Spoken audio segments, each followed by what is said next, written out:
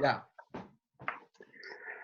Bueno, buenos días amigos. Aquí estamos con otra secuencia del fútbol y la vida y hoy nos acompaña una persona que luego en breve os presentará, Fernando Sánchez Salinero. Estad muy atentos a lo que nos va a decir, muy atentos a sus reflexiones. Creo que nos vamos a pasar unos momentos súper divertidos porque lo que transmite es alegría. Simplemente le acabo de conocer hace unos breves instantes y ya me he reído con él un buen rato. Y sobre todo me encantaría que estuvieseis muy atentos, y es para llamar vuestra atención, todos estos chicos que juegan a fútbol base por la geografía española y en especial por la nuestra, por la gallega, y que sueñan con ser futbolistas. Y lo que es más importante todavía, si pueden, que escuchen la charla con sus padres. No nos va a defraudar nuestro invitado, ya veréis. Fernando, preséntanos a Jacinto cuando puedas. Pues mira, yo voy a empezar por las sensaciones que da. Hay veces que cuando llegas a un sitio, conoces a una persona, ya te da como las vibraciones. Y Jacinto da muy buen rollo. Entonces, saben que me sorprendió de la primera llamada por teléfono, porque le vi muy rápido pensando y continuamente se reía. Y a mí la gente que se ríe mucho siempre me produce muchísima confianza. Y tiene una historia detrás de él que yo ahora quiero averiguarla, porque yo creo que cuando alguien decide no solo jugar al fútbol, sino luego escribir tres libros tiene su esfuerzo, ¿no? Y él ha escrito 3 libros relativos al fútbol. Uno es Plan B, las cosas que debía haber sabido, ¿no? Que no le contaron. Otro, en el que se describe como un futbolista pobre, y el tercero como mentor, hablando de las 6 motivaciones fundamentales que tiene. Solo con eso daría para mucho.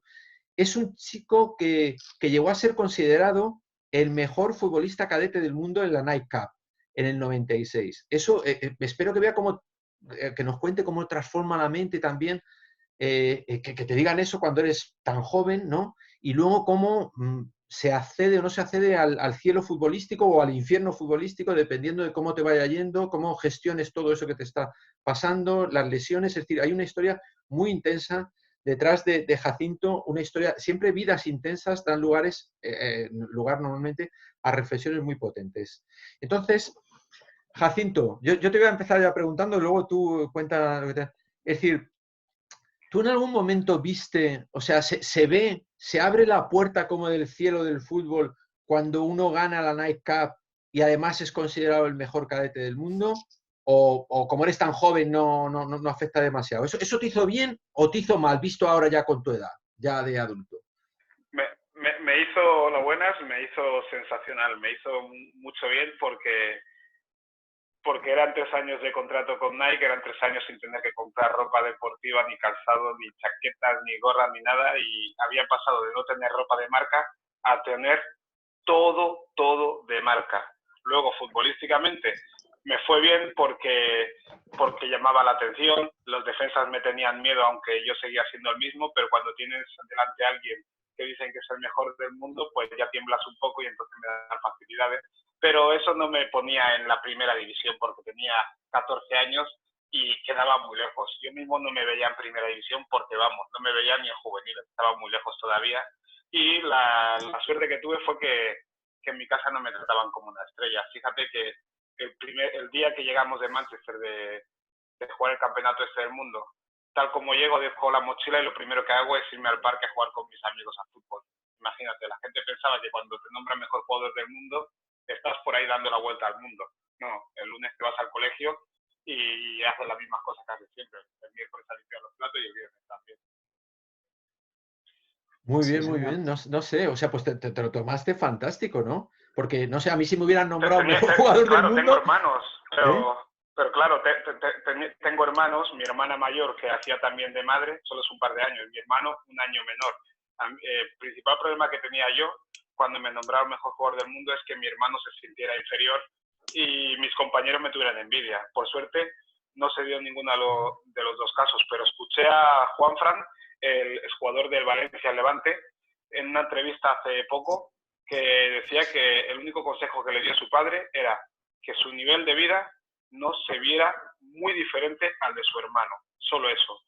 En mi casa, por lo visto, eso se llevó a cabo sin haberlo pensado, de manera natural, pero eso para un padre es un alivio porque no tiene un conflicto de intereses con los hijos. Y creo que mi madre, sin saber cómo, lo supo gestionar. profesional. Joder, es muy interesante la reflexión de Juanfran en este Sí, caso. yo Y que vosotros... aluciné, Sí, aluciné. sí. No la había Porque escuchado fíjate nunca. que cuando uno es futbolista, fíjate cómo es el asunto, que si tienes un hijo futbolista profesional, se lesiona el tobillo, está 2 semanas lesionado, todo el mundo está preocupado en casa, pero resulta que el hermano o la hermana lleva 4 meses en paro y parece que lo grave es el tobillo del tío que va a estar 15 días lesionado, pero sigue teniendo contrato y va a volver a jugar. Pues se alteran el orden de prioridades en la vida. ¿Y qué pasa cuando dejas el fútbol? Que te empiezan a pasar pequeñas chorradas y a nadie le importa. Y entonces dices, hey, ¿qué me pasa esto? Y lo de tu entorno dice, piensan ya, si ya te hemos dado suficiente atención cuando eras futbolista, ahora que no eres futbolista, ¿qué quieres que? Si tienes los mismos problemas que nosotros. Tío, qué bueno. Me estás haciendo pensar, amigo mío. Qué bueno, señor. tío. No, Muy no, buena sí, reflexión. Sin sí, ninguna sí, duda. Sí, se me está ocurriendo ahora mismo, ¿eh? ¿Cierto? No, Se me está ocurriendo ya. ahora mismo, ¿eh? Ya, no, pero qué bueno. Que ya me has Sí, dejado señor, ahí, sí, ya señor. me has dejado en shock, tío. Yo lo cortamos y me voy a pensar. No, es que te voy a decir una cosa, pero es una cosa, mira que Fernando y yo en mi entorno, que jugué un poquito al fútbol también, pues realmente hablas de un montón de veces de situaciones de estas. Es la primera vez que alguien me reflexiona sobre la frase de Juanfran y sobre, oye, pero ¿y los hermanos que tienes al lado? Me parece formidable, tío, formidable. Pues en esa línea te hago yo una pregunta también. Me gustaría que, ahora que veo que eres un tío muy sensible y cercano, que te pongas en situación de un chico en una provincia, en Girona, en Orense, en la nuestra, donde estamos Fernando y yo, que recibe la llamada, juega en el fútbol base orensano, recibe la llamada del Celta de Vigo o del Español de Barcelona o del Barcelona y se tiene que coger las maletitas y marcharse a jugar a ese equipo. ¿De qué edad el chico? De edad, pues de 14 años, que es más o menos cuando les están llevando habitualmente. Aquí entre Orense y Celta a lo mejor van un poco más antes, pero porque van y vienen a casa sin problema ninguno.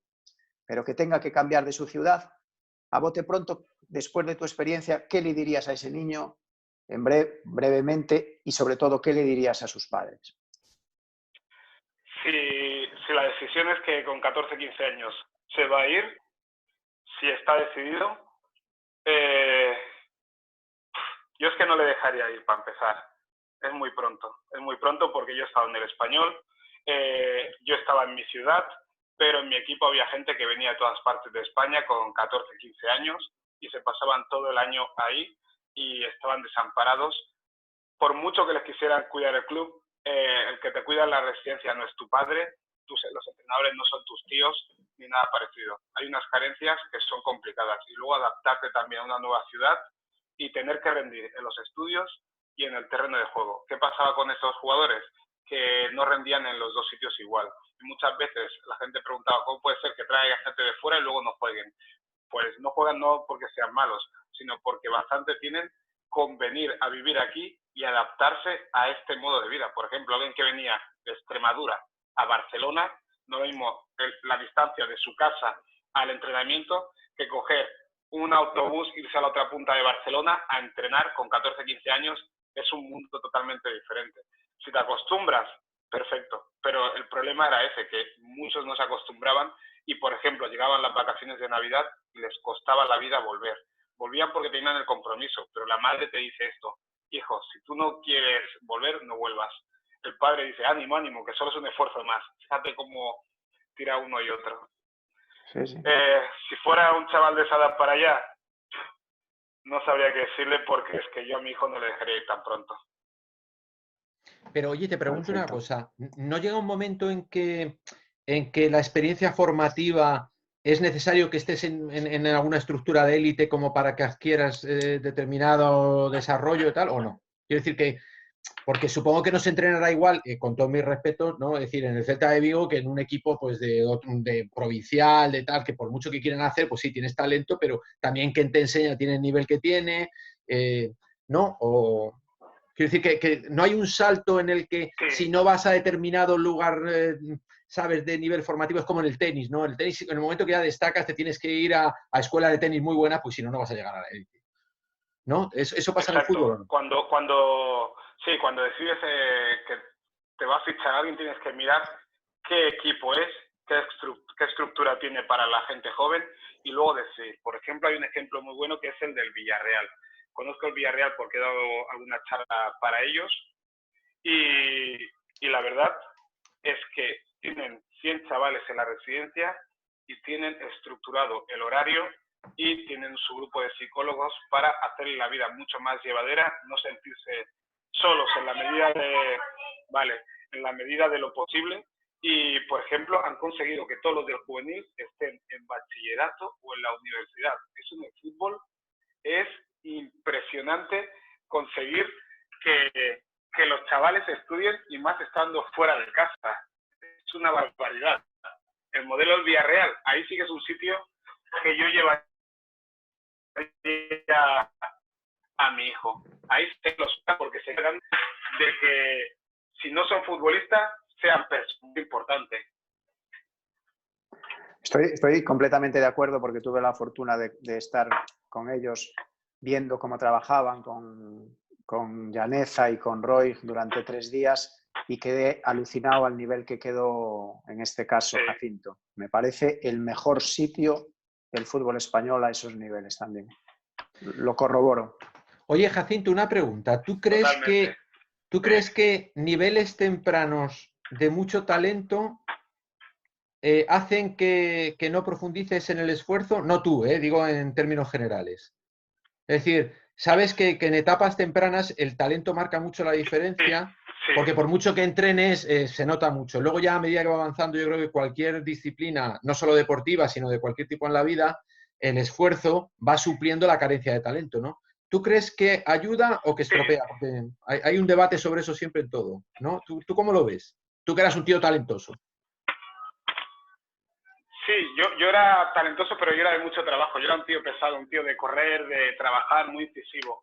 Entonces, en ese sentido, era bastante completo y aparte tenía hambre. Ten en cuenta que yo llegué de Canarias, yo vivía en Canarias, mi padre era lesionario. Se separaron mis padres y con 9 años nos fuimos con mi madre y mis hermanos a Barcelona, vinimos. Ella con 28 años, 3 hijos ya, de 8, 9 y 10 años prácticamente.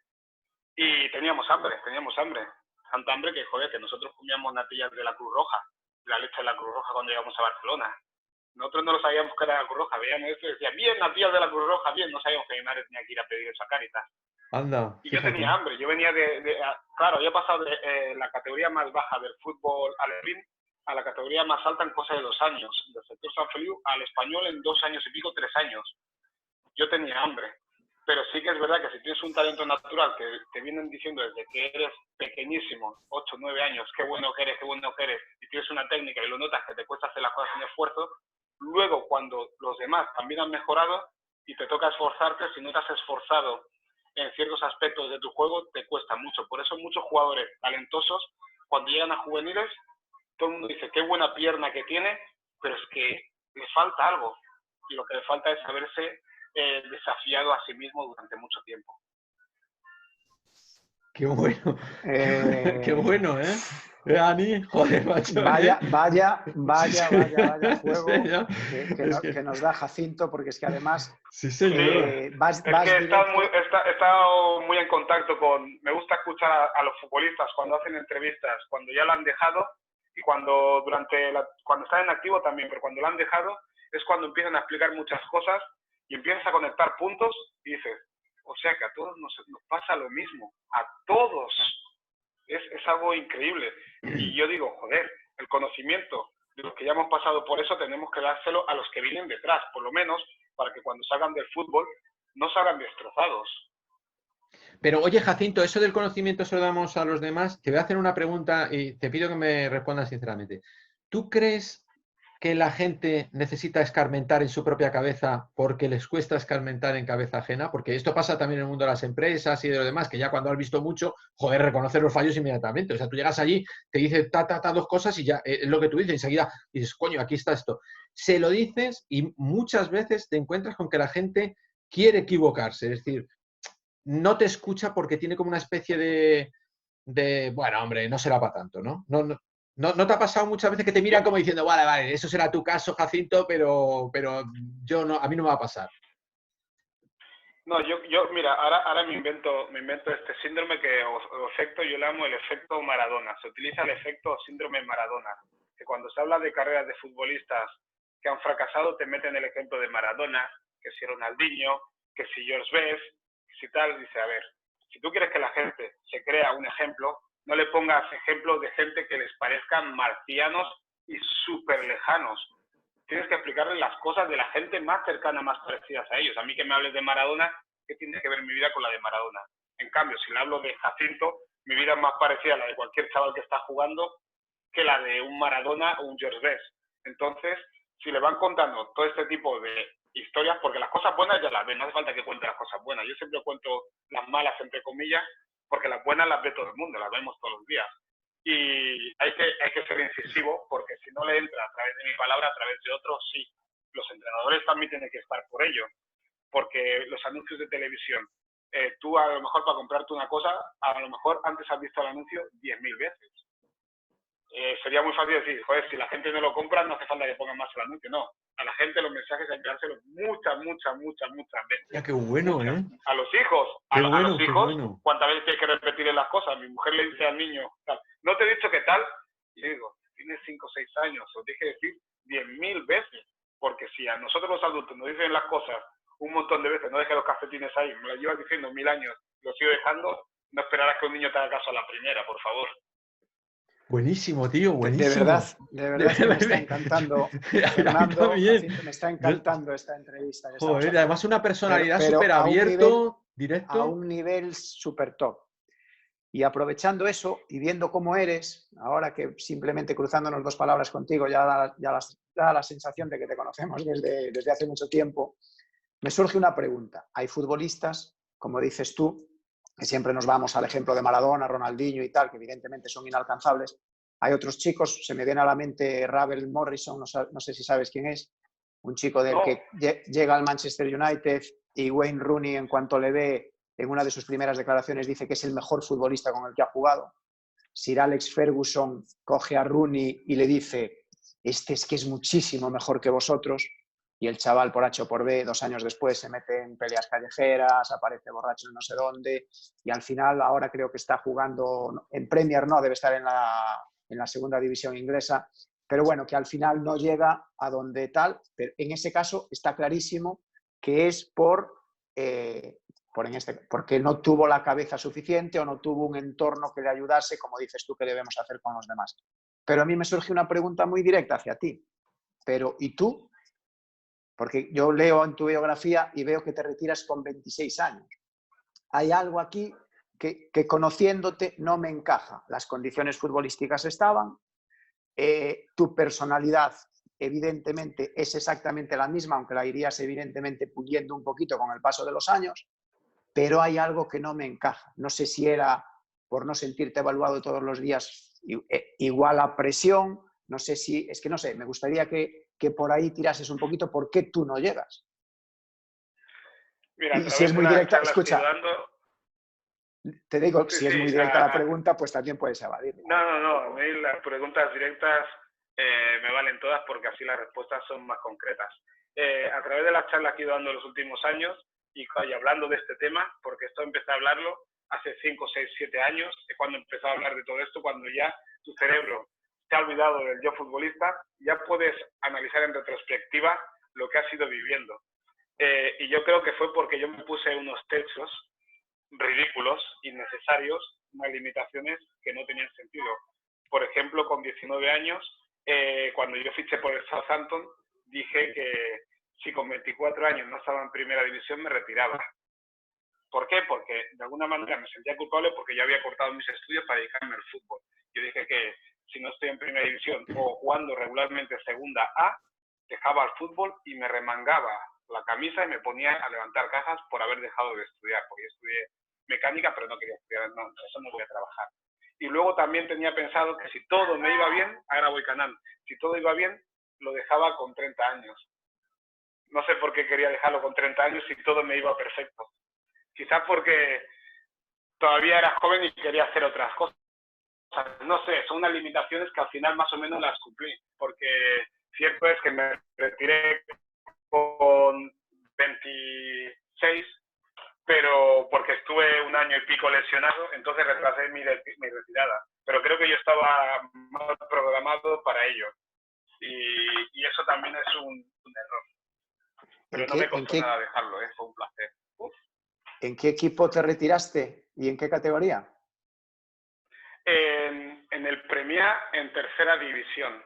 Es que venía de estar 4 o 5 años cambiando de ciudad cada año, cada temporada, y coincidió que ya estaba en Barcelona, en mi casa, y tenía la opción de irme a jugar a cualquier otro lado de España, así aleatoriamente, tercera división, segunda vez podía ser, pero no estaba claro, o quedarme ya por aquí y no jugar. Y yo me había ya reprogramado a no jugar y trabajar. Yo no me veía jugando y trabajando al mismo tiempo, a pesar de que tenía compañeros que jugaban y trabajaban. Yo no me veía, no sé por qué, porque pensaba que yo quería ser futbolista profesional y decidí que no, que las dos cosas no le iba a hacer. Entonces, en el Premià, cobrando 1.600 euros, creo que era 1.400, no me acuerdo, dejé de jugar, a pesar de que sabía que en el mundo real se cobraba mucho menos dinero. Ahí te repito, porque es que me veo reflejado en ti y no sé, es que no sé qué decirte, porque es que yo soy una persona que compatibilicé ambas cosas. De hecho, dejé de hacer algún proyecto interesante a nivel laboral por seguir jugando hasta en regional preferente con 38 años, que me retiré, o 39. Y a ti te acabo de escuchar, lo dejé con alegría o algo así. Hay algo que no me encaja. No sé si es que mi pasión por el fútbol en este caso era superior a la tuya y como la mía, la de la gran mayoría que conozco de gente que jugamos al fútbol, ¿sabes?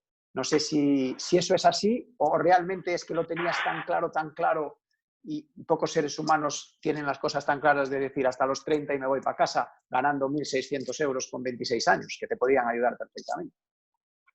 Ya ves, no sé, yo creo que para jugar más de los 33, 34 hay que tener mucha pasión, está claro. Y yo creo que la pasión la fui perdiendo poco a poco. Mira, hoy mismo he publicado en mi perfil de TikTok que ahí soy futbolista pobre y tengo, vamos, un montón de comentarios cada día ahí hablando de estas cosas. Estoy ayudando mucho a los chavales con esto. He publicado la noticia del portero Ted Smith del Southend United, de la First Division, que se ha retirado ahora con 24 años. El verano pasado estuvo haciendo las pruebas con el Tottenham porque era agente libre y estuvo a punto de fichar por el Tottenham. Y se ha retirado con 24 años porque dice que lo que sentía antes de los partidos y durante los partidos nada tenía que ver con los entrenamientos y eso no le gustaba. Y luego sumaba que el tema de las redes sociales le hacía más mal que bien, no a él sino a su familia, porque decía que leen las cosas que se escriben y decía que él no quería participar en el mundo del fútbol de esta manera. Y en cierta manera yo me he visto reflejado en eso porque yo soy un tío que es alegre fuera del campo, es tranquilo y tal, pero en el campo pues las pulsaciones suben y bajan. Entonces llegó un punto que había momentos que a mí no me gustaba cómo tenía que ser dentro del campo, pero era necesario que yo fuera así de duro y con ese carácter para defenderme. Pero ya tenía a mi hermana pequeña que venía a verme jugar y me daba vergüenza que ella me viera con ese carácter, esa actitud por momentos cuando realmente no es el mío. Los futbolistas lo mismo, la bipolaridad. Ves que jugadores que dentro del campo son unos cerdos y unos mala gente y luego fuera son gente tranquila y tal. Yo no estaba dispuesto a vivir con esa polaridad.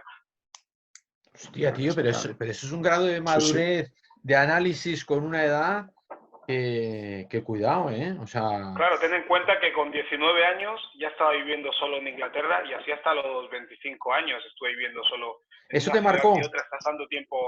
¿Te marcó lo de estar solo? Porque tú ya eres profesional ahí, o sea, vivías solo, ¿no? No vivías ni en una residencia ni nada, tú ya eres un futbolista profesional. Ni con mi madre ni con nadie, sí. Sí, me marcó y yo creo que para bien, porque cuando al final te acostumbras a estar contigo mismo, puedes estar con todo el mundo. Hay gente que no se soporta a sí misma y yo creo que aprendí a estar conmigo mismo, a pesar de todo, que uno intenta recordarlo todo como que fue una maravilla, pero empiezas a analizar un poquito más, a hilar más fino y dices, había momentos que eran soporíferos, horribles, pero no que no me entraba depresión ni ansiedad, por suerte no padeció de esto, pero sé que solo pasaba bien cuando estaba entrenando. Cuando terminaba de entrenar, yo ya bajaba la persiana. No hacía nada más en ese día fuera de casa. Y eso no olvida. Por ejemplo, yo hacía clases de inglés en Southampton, pero me venía la profesora 2 días a la semana a casa y yo pienso, si esta gente hubieran tenido el conocimiento para ayudar a un joven jugador, en vez de traerme una profesora a casa, me hubieran enviado a una academia y así yo me relaciono con gente normal fuera del fútbol y socializo, que es importante socializar. Sí, sí, sí, sí. Sin ninguna duda. Joder. Pero Claro, tanta protección. Sí, sí, sí, sí. Pero oye, una cosa, ¿tú crees que se hace bien la acogida de los nuevos en los vestuarios o es un momento muy delicado? Fíjate, porque me está surgiendo contigo, ni se me había ocurrido, ¿sabes? O sea, cuando llega un jugador joven, una promesa a cualquier equipo ya profesional, ¿no? Supongo que no sé si habrá como una especie de maneras o de formas de irlo integrando, porque claro, ese momento es muy delicado. Porque si te integran mal, es posible que psicológicamente no lo soportes. Claro, tú imagínate que llegas al vestuario de cualquier equipo, que llegues al equipo que llegues, para ti es la leche, porque eres nadie frente a gente que está muy consagrada. ¿Eso hay que cuidarlo? ¿Se cuida suficientemente? ¿Tú crees que es algo se deja al azar? ¿O qué consecuencias tiene? Se ha mejorado bastante, pero creo que todavía hay mucho que mejorar en ese aspecto, porque en mi caso, llego con 19 años, ya fue hace 20 años prácticamente. Yo con 19 años, un vestuario que la gente tiene hijos, tienen 29 años, tienen 30, que no hablan ni siquiera su mismo idioma, y estoy ahí colgado. A mí lo único que me une con ellos es ir a entrenar y ya está. Entonces, notas ahí un vacío y te faltan muchas cosas. Y nadie del club supo ayudarme en eso, pero también porque en esa época era muy complicado porque no se conocía. Tener en cuenta que la ley Bosman se aprobó en el año 96, 97, 98, no me acuerdo. 98 por ahí, la ley Bosman. Y yo fui de los primeros españoles jóvenes que se fue fuera. A la Premier League fui el primero de los jóvenes. Estaba el Chapi Ferrer y estaba Pablo Cuñago en el Ipswich Town, que era First Division.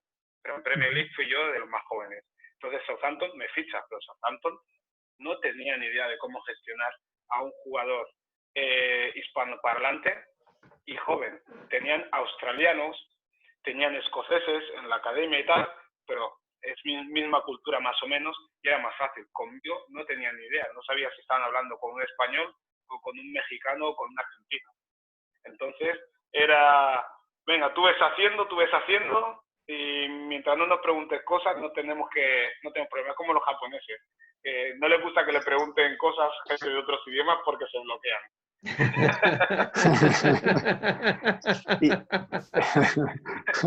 Por eso son tan serviciales, a todos dicen que sí, aunque no quieran, claro, tío.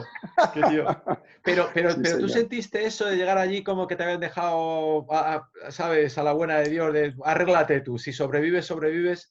Mira, te voy a contar un caso. En una empresa una vez le comenté a uno de los jefes, digo, pero joder, digo, es que en el arranque que tenéis de los equipos comerciales no los cuidáis suficientemente. Dice, mira, aquí el que sobrevive es el que vale y el que no sobrevive no es el que vale. ¿Sabes? Y lo tenían como muy interiorizado. No sé si era una buena política, creo que no, pero la tenía muy interiorizada. ¿Esa era la que tú viviste? ¿El que sobrevive es el que vale?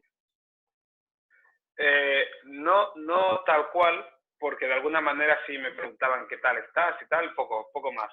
Pero también fue falta de comunicación. Todos los problemas que hay entre las personas son falta de comunicación.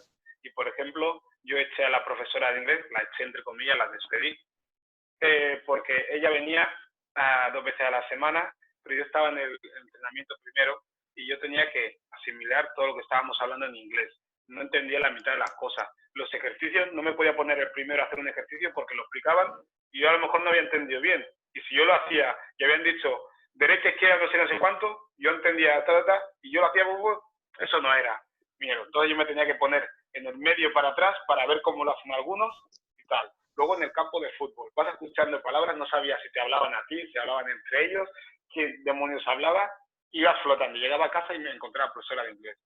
Y al principio una profesora que tenía que era bastante buena, porque hablaba también español, me ayudaba bastante. Me la cambiaron por una señora inglesa, que era inglesa pura, y me enseñaba cosas como voy a comprar el pan, no sé qué, no sé cuánto, billete para el tren, y yo, ¿qué billete y qué hostia? A mí enséñeme palabras para hablar dentro del campo de fútbol, que es donde estoy flotando.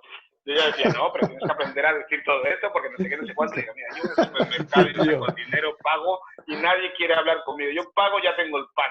Pero en el campo después no puedes pagar a nadie, tenía que entender. Y ella decía, no, que yo de fútbol no se dice. De fútbol no se digo, pues apañado estamos, mira. Claro. Vamos a hacer una cosa. Fíjate que no viene fallo, más, ¿eh? Usted Fíjate no... que fallo. Sí, sí. Y yo le dije, usted no viene más, pero no diga nada al club. Así usted sigue cobrando y aquí Santas Pascuas, porque tampoco quería quitar el trabajo. ¿Qué tío? Ella decía, no, que es ilegal, que no sé qué, no sé cuánto. Digo, pues, es que yo no puedo aprender con usted. No sé cómo se lo diría porque tampoco hablaba mucho inglés. Pero es que yo le veía y me enfadaba ya, picaba la puerta y me enfadaba. Sí, sí, te decía, vamos a hacer la estructura de la pasiva, ¿no? De la frase pasiva, Sí, así tú, sí. joder, la frase pasiva. Exacto. Entonces, el problema, años después, yo analicé el problema y dije, hostia, me quitaron la profesora de inglés, pero el club nunca me mencionó nada sobre este asunto. Entonces ellos pudieron dar a entender que yo era un pasota, pero nadie me vino a decirme, ¿tú qué haces diciendo a la profesora de inglés que no venga? Nadie me vino a decir nada. ¿Por qué? Porque cuando tú cruzas el charco, te vas a otro país, da igual la edad que tengas, ya te tratan como una persona 100% adulta. Fíjate, a los menas les tratan como si fueran hombres hechos y derechos y se olvidan que son adolescentes. Con los futbolistas pasa lo mismo. Tú vas a un sitio, a otro país, y eres un adulto. No saben que es un chaval de 19 años, como los borrachuzos que tienen por ahí en Inglaterra. Entonces, no hablaron conmigo, toda la responsabilidad para mí, y supongo que ya me tildaron de rebelde o de algo así, pero no me preguntaron cómo iba el inglés, porque de repente yo a los 5 o 6 meses ya hablaba inglés, y era porque yo me quedé con todos los cuadernos, todos los libros, iba al cine solo a ver las películas y aprender inglés, leía libros con un diccionario así de gordo al lado para ir analizando palabras y tal, y yo aprendí a hablar inglés. Ellos me vieron hablar inglés y nadie preguntó, ¿cómo aprendió a hablar inglés? Porque ese tío está 3 horas al día estudiando inglés, fenómeno. Pero nunca lo supieron porque no nos comunicamos. Oye, eres sorprendente por las Joder. preguntas que te haces, ¿eh? Tú te haces preguntas como, ¿sabes? Como un paso más para allá de reflexión. Me estás sorprendiendo un mogollón. Porque haces unos análisis... Sí, pero me hago las preguntas a lo mejor 10 años más tarde. Porque es lo que te iba a decir, pregunté... te lo iba a decir. Digo, pero es que estas preguntas parece como que te las has hecho luego, ¿sabes? Con los años. O sea, son preguntas muy potentes, pero que te has hecho después. Es curioso porque responde como a un patrón, por ejemplo, ¿eh? Cuando estaba en Southampton, luego leo una entrevista hace 3 años de un compañero, el capitán, que era Klaus Lundenbank, un noruego, que había caído en drogas porque estuvo 12 temporadas en el Southampton y cuando dejó el fútbol pues cayó en drogas y en alcoholismo y tal. Lo leía en The Guardian y dice que sí, porque ya los últimos años en Southampton después del entreno siempre me iba a beber con los compañeros y tal y cual.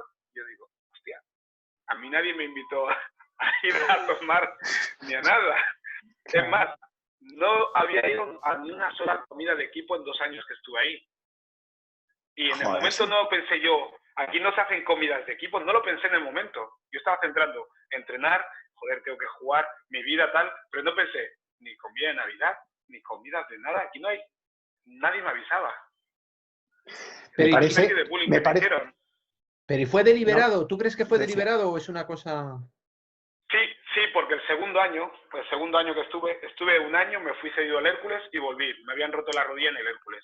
Volví recuperándome de una lesión y me quitaron hasta el ticket de pase del parking al estadio. Yo estaba obligado a ir al estadio a los partidos de Premier del equipo, pero me quitaron el pase del parking para meter mi coche. Yo tenía que ir caminando desde mi casa al estadio como los aficionados, que a mí no me importaba, pero joder, que yo soy jugador y tenía que aparcar. Y al final, incluso como estás lesionado, te sientes culpable de estar lesionado, te hacen estas cosas y piensas que te lo mereces. Hostia. Te voy a decir una cosa, me voy a tomar la confianza de decirte una cosa, porque creo que estás dando en la clave del por qué te retiras con 26 años. Porque nos estás contando unas cosas que está viviendo un chico con toda la ilusión del mundo, pero que tiene 19 años.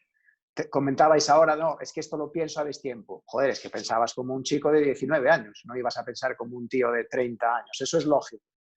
A partir de ahí creo que es una de las claves y enlazo una pregunta y media. Si consideras que evidentemente esa es una de las claves, Y segundo, pongo en valor el mundo de la representación de futbolistas. Me gustaría que me contases quién toma la decisión de ir al Southampton, si eres tú, y sobre todo si crees que un buen representante que se convierta a su vez casi como un padre para ti, que los hay, aunque por desgracia no son muchos, el elegir a esa persona que piense como cuando tú tienes ahora 30 años y que el niño de 19 años se deje manejar por esa persona que es un profesional, que ha vivido situaciones y que sabe a ciencia cierta que meterte en ese vestuario en la Premier League a un tío como tú le van a matar.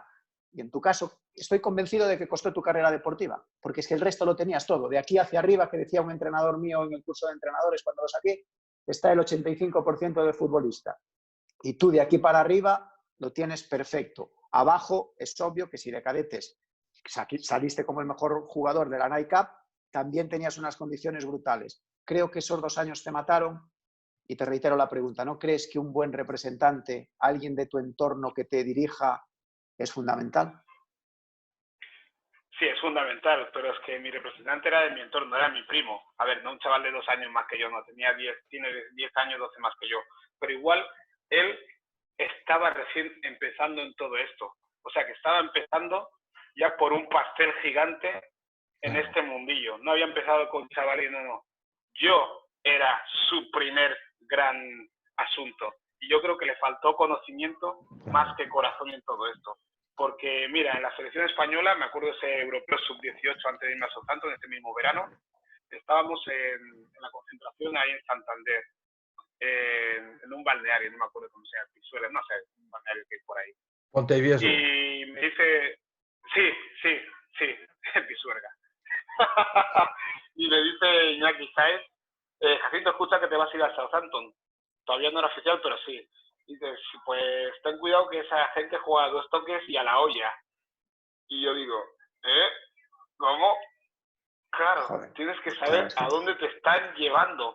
Que si es sencillo que por tu tipo de juego es el que te conviene. Vale que estaba Matt Letizier y tal, pero Matt Letizier bajaba un balón que caía del cielo y lo hacía manso. Pero tenías a otro delantero que era James Beattie, que prefería que se la pases a la cabeza para peinarla que se la des al pie.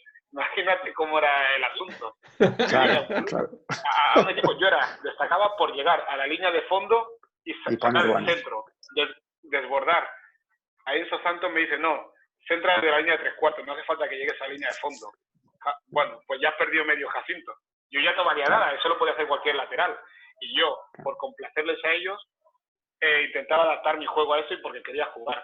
Pero yo no me sentía realizado con esto. Cuando se me iba un poco la cabeza y hacía más mi juego, sí que me divertía más en los partidos de reserva. Pero no era lo que querían ellos. O sea que estaba en el sitio que no me tocaba. Pero aparte, me fichó Glenn Hoddle en verano y Glenn Hoddle se fue en verano al Tottenham a entrenar.